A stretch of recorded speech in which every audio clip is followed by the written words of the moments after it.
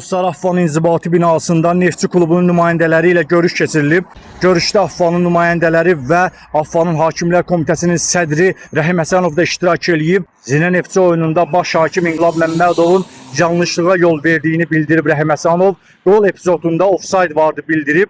Bundan başqa isə İnqilab Məmmədovun Neftçinin futbolçusuna və baş məşqçisinə verdiyi qırmızı vərəqələrin düzgün olmadığını bildirib. Bundan savayı isə oyunun yenidən keçirilməsi mümkün deyil. Amma bəzi qərarlara Affa Nizam İntisam Komitəsi baxacaq. Amma Neftçi klubunun qırmızı vərəqələri ləğv oluna bilər. Bununla bağlı Nizam İntisam Komitəsinə artıq məktub da yollanılıb.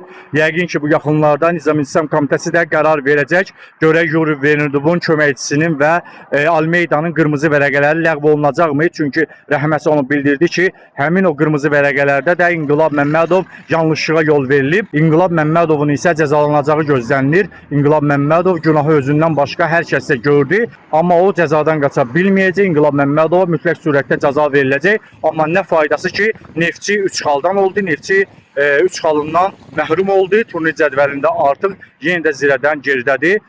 Bugün olan qərarlar bundan ibarətdir. Affa Nizam İntisam Komitəsinin qərarlarını gözləyək.